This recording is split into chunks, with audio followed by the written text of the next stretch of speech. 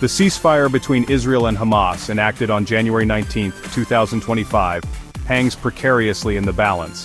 Intended to bring respite after weeks of brutal conflict, the agreement now teeters on the brink, jeopardized by accusations and recriminations. At the heart of this volatile situation lies the plight of the remaining hostages held by Hamas, their fate intertwined with the complex web of political maneuvering and the ever-present threat of renewed violence. The ceasefire, brokered by international mediators, outlined a phased approach to de-escalation, with the release of hostages being a critical component. Initial exchanges involving the release of a small number of captives provided a glimmer of hope, a testament to the fragile possibility of peace. However, the recent announcement by Hamas, threatening to halt further releases, has cast a pall over the tentative progress made and plunged the region back into a state of uncertainty and fear. The world watches with bated breath as the situation unfolds, hoping against hope that diplomacy will prevail. The stakes are incredibly high, with the lives of innocent civilians hanging in the balance. The international community must use all its leverage to urge both sides to show restraint, to honor the terms of the ceasefire, and to work towards a peaceful resolution to this long-standing conflict. Hamas cites several alleged violations by Israel as justification for its drastic action.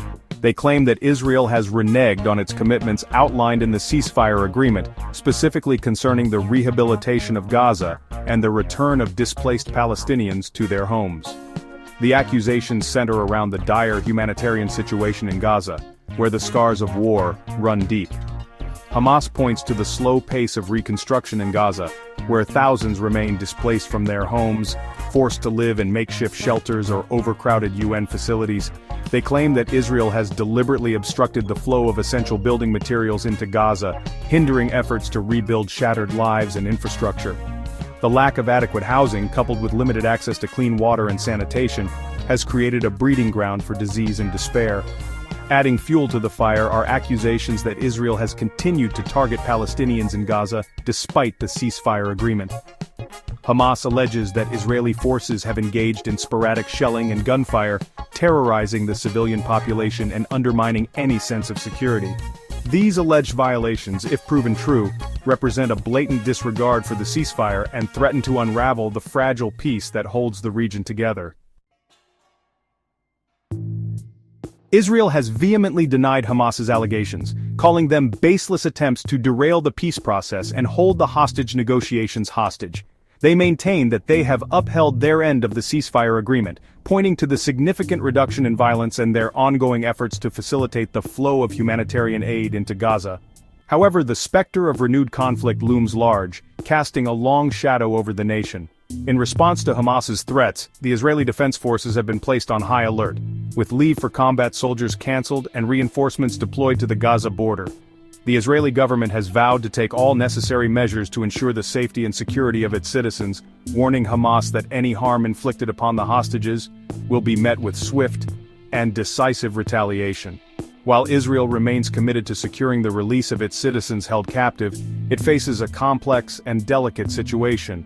The government must weigh the humanitarian imperative of bringing its people home against the potential consequences of conceding to Hamas's demands, which could embolden the militant group and further destabilize the region. The international community has urged restraint and called for a peaceful resolution to the crisis, but the path forward remains fraught with danger and uncertainty. The hostage crisis represents a deeply emotional and politically charged issue for Israel. The faces of the captives, their families' anguish broadcast across media platforms, serve as a constant reminder of the human cost of this intractable conflict.